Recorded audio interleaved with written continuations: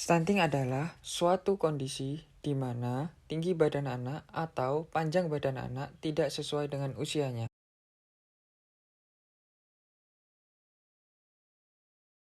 Mendeteksi anak stunting dilakukan dengan mencocokkan panjang badan atau tinggi badan anak dengan usianya pada grafik Z-score. Tentu, hal ini membutuhkan hasil pengukuran panjang badan atau tinggi badan anak yang valid. Dengan kata lain, pengukuran tinggi badan atau panjang badan anak harus dilakukan dengan benar.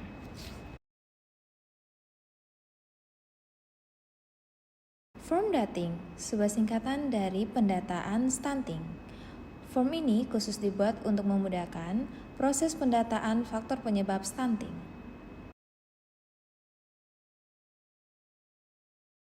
Dengan terdatanya faktor risiko stunting, maka intervensi yang akan diberikan pada anak stunting akan sesuai dengan akar permasalahannya, sehingga penanganan yang diberikan akan lebih komprehensif. Berikut tata cara pengisian form dating. Untuk mengisi form, para kader harus memastikan bahwa anak yang didata benar-benar dalam kondisi stunting. Pengisian form diawali dengan mengisi identitas, yang terdiri dari nama anak, nama ibu, tanggal lahir anak, posyandu serta posnya, alamat tinggal, dan nomor NIK anak. Perlu diingat bahwa seluruh pertanyaan pada form harus terisi dengan cara melakukan wawancara pada ibu yang anaknya mengalami stunting. Nomor 1. Faktor rumah tangga dan keluarga yang terdiri dari maternal status dan pola asuh. Pada faktor maternal status, centanglah kotak atau kolom ya jika ibu menjawab ya, atau centanglah kotak atau kolom tidak jika ibu menjawab tidak pada setiap pertanyaan. Berikut adalah contoh form yang sudah terisi dengan lengkap pada faktor maternal status.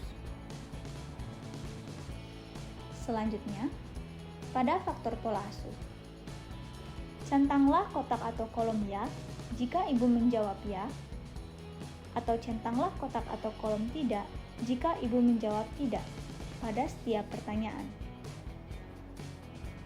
Kolom ya berada di sebelah kiri, sedangkan kolom tidak berada di sebelah kanan. Berikut adalah contoh form yang sudah terisi lengkap pada faktor pola asuh. Nomor 2. Faktor pemberian ASI. Untuk mengisi pertanyaan nomor 1, kader dapat menanyakan apakah anak mendapatkan ASI eksklusif selama 6 bulan. Centanglah di kotak atau kolom ya jika anak mendapat ASI eksklusif selama 6 bulan. Dan coretlah pertanyaan nomor 1A dan 1B, kemudian lanjutkan ke pertanyaan nomor 2.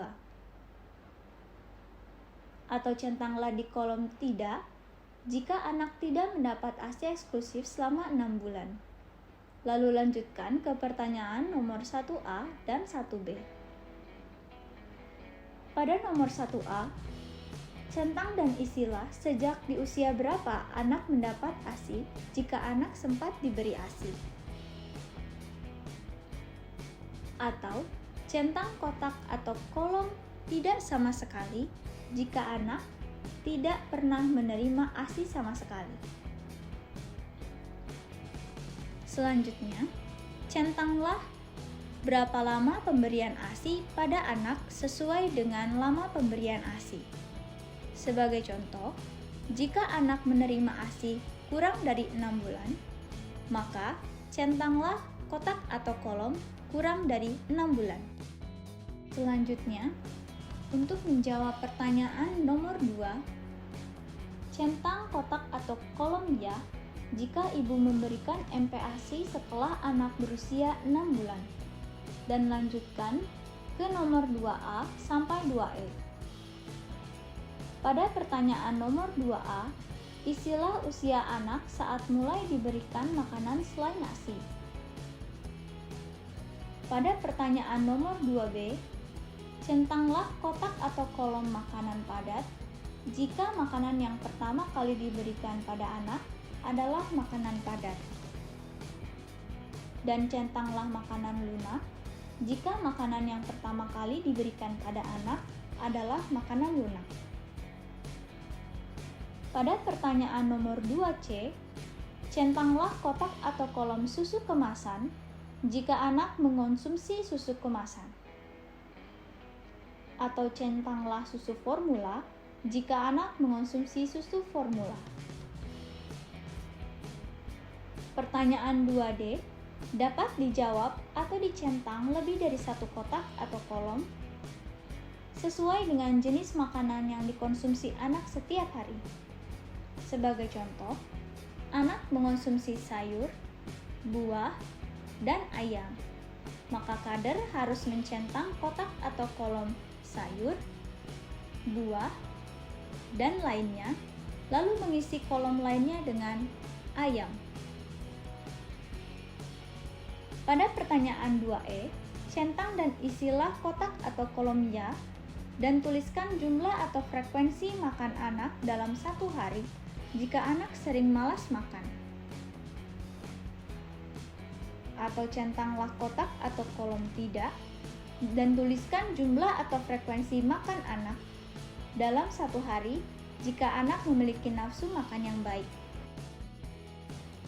Selanjutnya merupakan contoh jika jawaban dari pertanyaan nomor 2 dijawab tidak.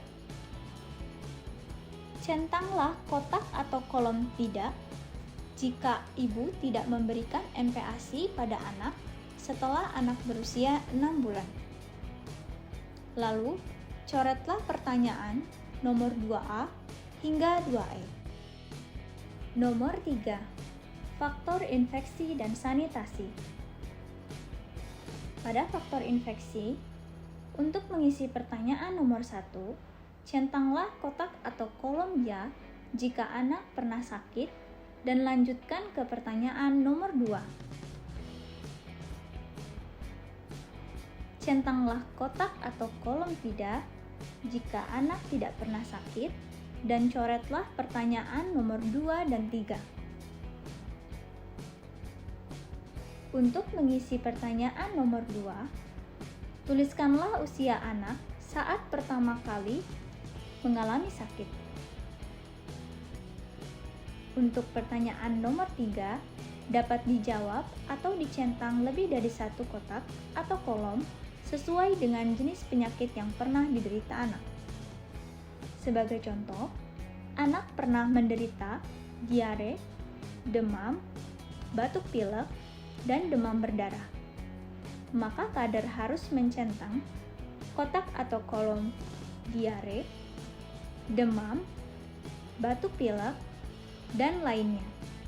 Lalu mengisi kolom lainnya dengan demam berdarah. Selanjutnya, faktor sanitasi.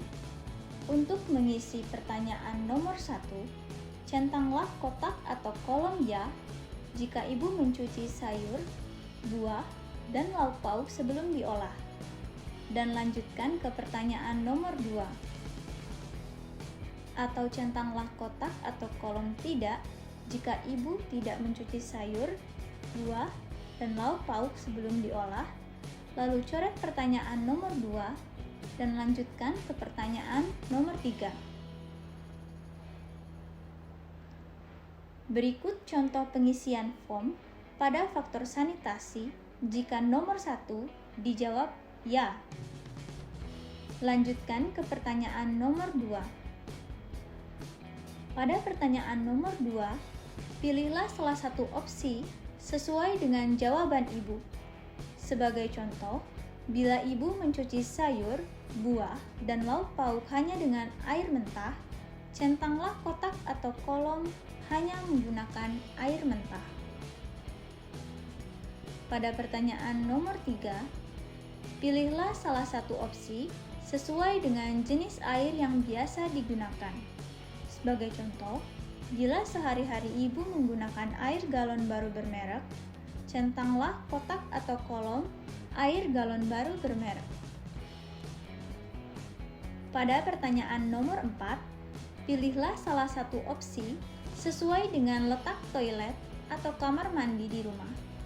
Sebagai contoh, Bila jawaban ibu menyatakan bahwa toilet atau kamar mandi berada di rumah, centanglah kotak atau kolom di rumah. Nomor 4. Fasilitas kesehatan. Pilihlah salah satu opsi yang sesuai dengan jawaban ibu. Berikut tata cara menjawab form pada faktor fasilitas kesehatan. Centanglah jawaban ya pada pertanyaan berikut jika di daerah tempat tinggal memiliki fasilitas kesehatan dengan tenaga kesehatan yang lengkap. Atau centanglah jawaban tidak jika di daerah tempat tinggal tidak memiliki fasilitas kesehatan dengan tenaga kesehatan yang lengkap. Centanglah salah satu opsi yang sesuai dengan jawaban ibu pada pertanyaan berikut. Sebagai contoh, jika jarak dari rumah ke fasilitas kesehatan berjarak kurang dari 500 meter, maka centanglah kotak atau kolom sangat dekat, kurang dari 500 meter.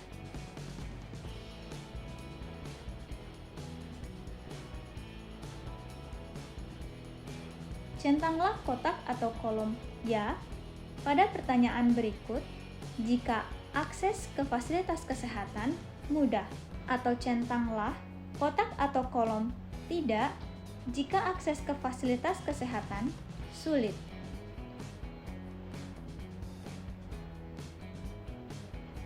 Centanglah salah satu opsi yang sesuai dengan jawaban ibu pada pertanyaan berikut. Sebagai contoh, jika anak sering diperiksakan ke posyandu, maka centanglah kotak atau kolom sering 1 kali per bulan atau lebih. 5. Faktor sosioekonomi dan tingkat pengetahuan. Pada faktor sosioekonomi, pilihlah salah satu opsi sesuai dengan jawaban ibu mengenai pekerjaan orang tua. Sebagai contoh, jika pekerjaan orang tua adalah wira swasta, maka centanglah kotak atau kolom wira swasta. Selanjutnya, centanglah kotak atau kolom ya pada pertanyaan berikut jika orang tua memiliki kendala ekonomi dalam memenuhi kebutuhan pangan. Atau centanglah kotak atau kolom tidak jika orang tua tidak memiliki kendala ekonomi dalam memenuhi kebutuhan pangan. Berikut contoh jika jawaban ibu adalah tidak.